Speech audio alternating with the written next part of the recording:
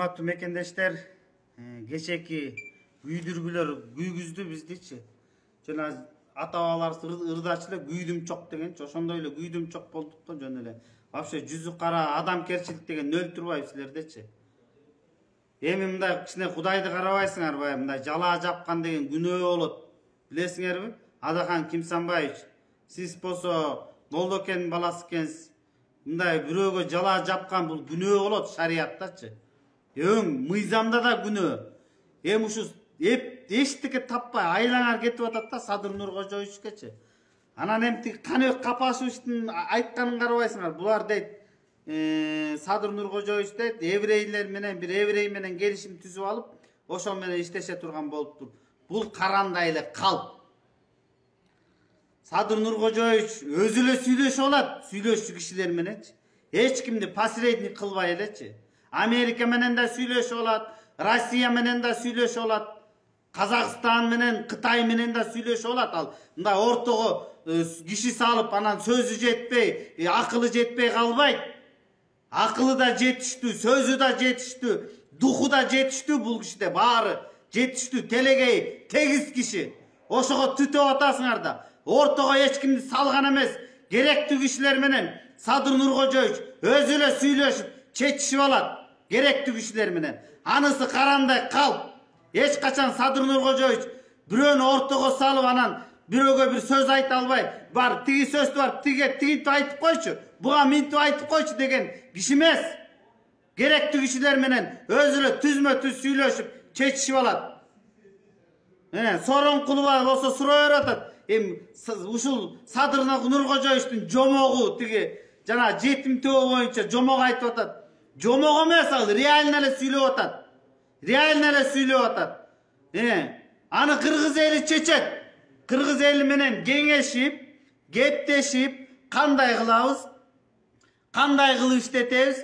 Экологиялык маселелерди коюп кабыргасынан бир да булакка, бир да топого зыян түшпөсүн деп туруп маселени кабыргасынан коюп туруп, анан Садыр Нуркожоевич ошо жетим тоо боюнча эшик жаппосун. Садыр Нуркожоевич ошо жетим тоо боюнча адилеттүү элдин талабын карап туруп анан чечим чыгарат. Балким ал иштетпей да калабыз. Кудай таалам башка жерден бир чоң инвестор келип, инвестиция салып, башка жол менен кетип калабыз. Ал маселе чечиле элек ишо. Ал тиги жанагы Калмаматов каңкылдап атпайбы? Тиги Кумтөр боюнча. Кумтөрдүн маселесин жакында угасыңар. Мекендештер, кыргызстандыктар, Садыр Нуркожоевич эмне деп убада берген, эмне деп сөз айткан, анын баарын билет, эсинде. Жакында мына сүйлөшүүлөрдү группа иштеп атат ал боюнча. Адамдар иштеп атат, патриотторду койгон Садыр Нуркожоевич. Ал боюнча иш жүрүп атат. Жакында жакшы кабар угасыңар. Садыр Нуркожоевич эч качан элинин, жеринин кызыкчылыгын биринчи коет. Анда инвестор акчалуунун кызыкчылыгын койбойт. Мен бир окуяны айтып кетейин. Кумтөр боюнча. Кумтөрдүн маселеси каралып баштаганда, мына мен карайм, мен могул мафияга, могул госмашина каршы чыгам дегенде, айылдан бир туган иниси келип туруп Садыр Нуркожоевичке айткан: "Эй, Садыр байке, азыр бияка кирсең, өмүрүңдөн айрылып калышың мүмкүн. Бул ушу Кумтөрдүн айынан канча кишилер өлгөн? Канча киши өлгөн, билесиңер? Канча деген саясатчылар өлүп кеткен. Ушул Кумтөрдүн маселеси боюнча сен да өмүрүңө коркунуч жаралып атат. Сен токтот, бул маселени чукуба көтөрбө. Эми жанагы берген акчасын алып эле жөн унчукпай эле мындай эл катары эле жашайлы деп ушундай корккон да бир туганы себеби. Анын өмүрүнөн, жашоосунан корккон, өлүп калат, байке сени өлтүрүп кетет. Кой кокуй көтөрбө дегенде Садыр Нуркожоевич минтип жооп берген: "Мен дейт, азыр көтөрбөй койсом ушул маселени, келаткан муун инвалид болуп төрөлөт, муунжу болуп төрөлөт, бак шагыңар куурайт, малыңар муунжу болуп төрөлөт. Ушундай экологиялык чоң зыян келатат. Аны карапайым эл билбей атат. Мен ошол муундун астына барганда, эртең Кудайдын астына барганда эмне деп жооп берем? Ошо колу жок, башы жок, же буту жок болуп туулган малга эмне деп жооп берем? Жана бөбөктөргө ДЦП болуп, мына жетөгүз, мына мен кыдырып чыктым.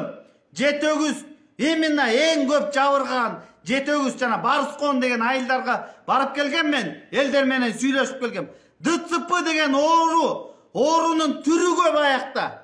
Түрү көп. Ар кандай оорулар менен ооруп атат. Именно ошо кумтөрдүн зыянынан жана сианиттин зыянынан мал кырылып атат. Буга чейин жаап жашырып айтпай келишкен да. Атамбаев айткан эмес, Акаев, Бакиев айткан эмес. Андан кийин Соке деле тымпый эле тиги кумтөрдөн отметканы алып эле отурушкан баары. Бирок билинип калды, мына билинип калды. Колдон келсе кен байлыктарга тийбей эле коюш керек. Зыяны көп, өтө чоң экен. Мына кумтөрдүн зыянын азыр тиги саламаттыкты сактоо министрлигине барып сурачы, канча адам ооруйт көл боюнча. Жүрөгү оорулган, инфаркт, инсульт, эмне деген гана оорулар жок. Ошол жакта эркектер, иштеген эркектер өзүнүн эркектик кубатынан ажырап калышкан, аялдарын эркелете албай калышкан, ачык эле айтканда. Ошонун айынан, зыянын айынан болгон бүт. Билет Садыр Нуркожоевич. Ошентип айткан жана акчадан баш тартканда кыргыз элинин мамлекеттин кызыкчылыгын биринчи коюп туруп мына түрмөгө 2 кол кишенделип туруп айдалып кеткен. Андай эме күмөн болбогула. Садыр Нуркожоевич эч качан бирөөнүн акчанын бийликти биринчи койбойт.